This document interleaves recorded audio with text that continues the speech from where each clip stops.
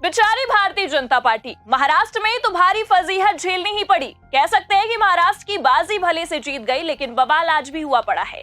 और अब तो बिहार से लेकर दिल्ली तक बीजेपी नपती नजर आ रही है और इसका सबसे बड़ा कारण है भारतीय जनता पार्टी के नेताओं का बड़बोलापन।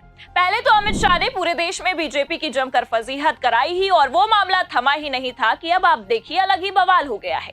बीजेपी नेता के बड़बोलेपन ने पूरी की पूरी भारतीय जनता पार्टी को कटघरे में खड़ा कर दिया है।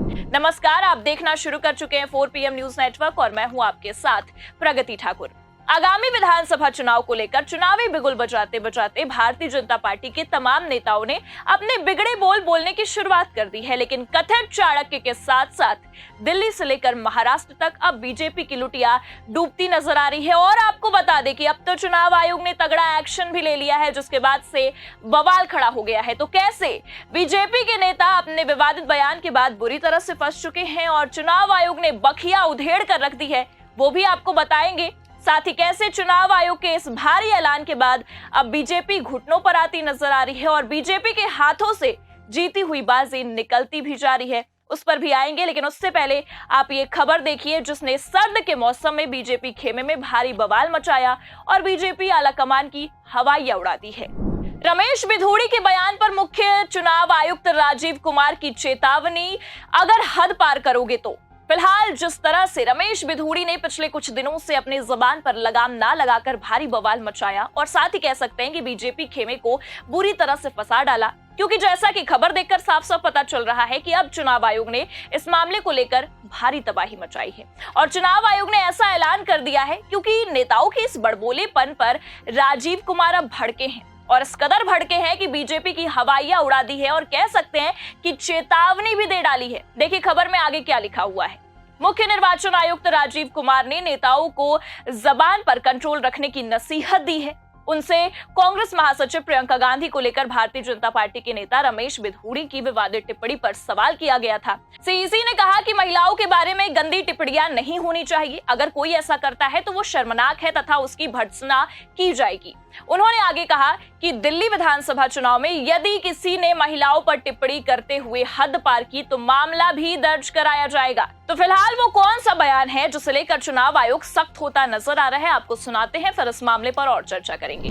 कालकाजी भी सुधार कैंप के सामने वाली, बराबर वाली, अंदर वाली सारी की सारी सड़कें प्रियंका गांधी के गाल जैसे जरूर बना देंगे। तो ये है बीजेपी के कद्दावर नेता, उस भारतीय जनता पार्टी के कद्दावर नेता जो दावे तो महिला सशक्तिकरण के करते हैं, लेकिन इनके दावे और इनकी कथनी में कितना फर्क है इसका पूरा सबूत आपके सामने है। जी हां, दरअसल आपको बता दें कि ये महाशय कालकाजी विधानसभा क्षेत्र से भाजपा उम्मीदवार बिधूड़ी जी हैं, जिन्होंने पिछले दिनों कहा था कि वो अपने निर्वाचन क्षेत्र में कांग्रेस नेता प्रियंका गांधी के गालों जैसी सड़कें बनवाएंगे, जिसके बाद से काफी विवाद बना। और लेकिन भारतीय जनता पार्टी के नेताओं को कब अपनी गलती का एहसास हुआ है? बीजेपी के कद्दावर नेता यहां भी नहीं रुके।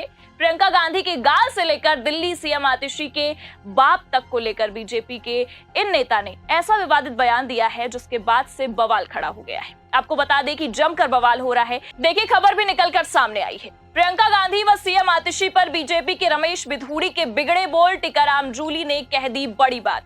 अब टीकाराम जूली ने क्या कुछ कहा है वो तो एक अलग बात है, लेकिन आप देख सकते हैं कि बीजेपी के इस नेता की किस तरह से बोल बिगड़ चुके हैं। अब आप ही सोचिए, प्रियंका गांधी को लेकर दिए गए बयान पर अलग ही बवाल मच रहा था, उतने में इन्होंने सीएम आतिशी को लेकर भी अभद्र टिप्पणी करके अलग बवाल खड़ा कर दिया। देखिए आगे खबर में क्या लिखा है।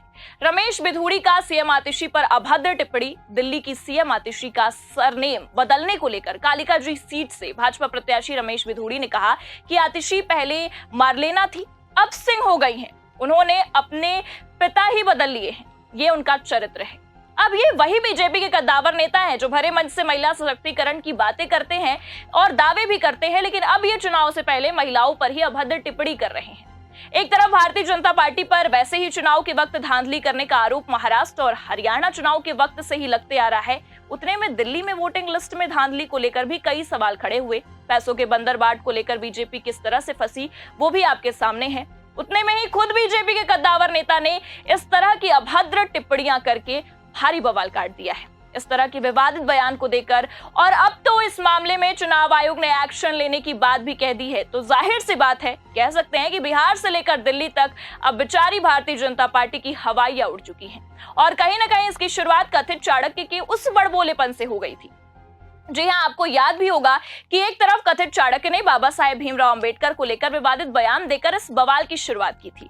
चुनावी माहौल में विपक्षी खेमे ने बीजेपी को घेरना बुरी तरीके से शुरू कर दिया था कि उतने में बिहार में नीतीश की नाराजगी ने बीजेपी की हवाइयां उड़ाई ही और काफी सारा बवाल भी हुआ कि दिल्ली में रमेश बिधूड़ी ने अलग बवाल काट दिया है और कहीं ना कहीं अब बीजेपी चारों खाने चित होती नजर आ रही है, क्योंकि जिस तरह से चुनाव आयोग पर बीजेपी की बोली बोलने का आरोप लगते आया है, लेकिन आज वही चुनाव आयोग बीजेपी के खिलाफ खड़ा है और बयानबाजियां कर रहा है।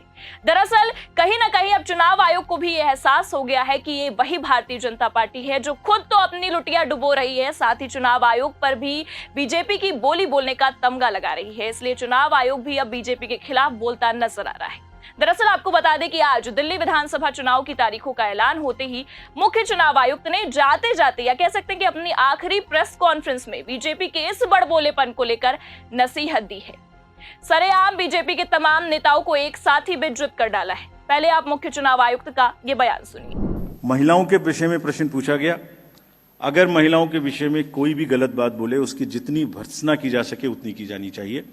हमें ही नहीं, सबको मिलकर की जानी चाहिए, वोटर्स को भी की जानी चाहिए। इस तरीके के गंदे कमेंट्स नहीं किए जाने चाहिए। हमने बहुत स्ट्रिक्ट गाइडलाइंस दी हैं। अभी फिर मैं कहता हूं कि हम लोग अपने डीओस को क्रिमिनल एक्शन लेने से रोक रहे हैं। अगर हम ये शुरू कर देंगे तो ठीक नहीं है। Let voter decide, but we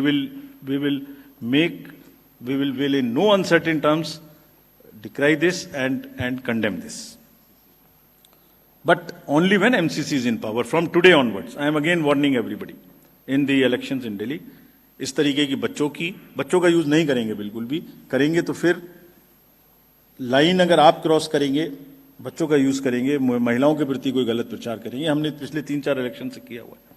जिस किसी ने महिला के खिलाफ बोलने की कोशिश की, हम नहीं अलाउ करेंगे।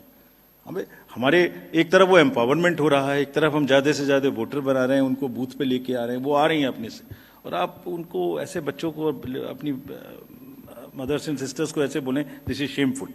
वी विल, अगर जरूरत होगी तो हम लाइन क्रॉस करेंगे और फिर केस भी करेंगे। तो फिलहाल बीजेपी की इस ओछी मानसिकता को देखते हुए अब चुनाव आयुक्त राजीव कुमार भड़क उठे हैं और साफ साफ नसीहत भी दे रहे हैं। जैसे कि आपने वीडियो में भी देखा, अगर इस तरह के मामले निकलकर सामने आते हैं तो बीजेपी हो या कोई भी राजनीतिक दल, उसके खिलाफ एक्शन लिया जाएगा और एफआईआर तक दर्ज कराई जाएगी।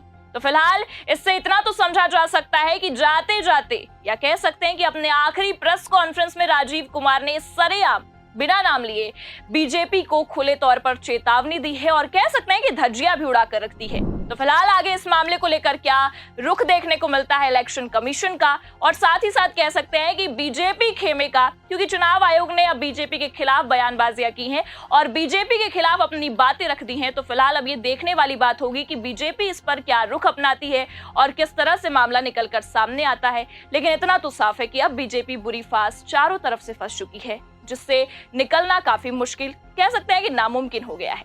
तो जिस तरह के ये मामले निकलकर सामने आ रहे हैं और बीजेपी के तमाम कद्दावर नेताओं के बड़बोलेपन को लेकर आपकी क्या राय है, कमेंट करके जरूर बताइएगा। खबर कैसी लगी, लाइक और शेयर जरूर करिएगा और अगर चैनल पर नए हैं तो सब्सक्राइब करना भी मत भूलिएगा। देखते रहिए 4PM न्यूज नेटवर्क। नमस्कार।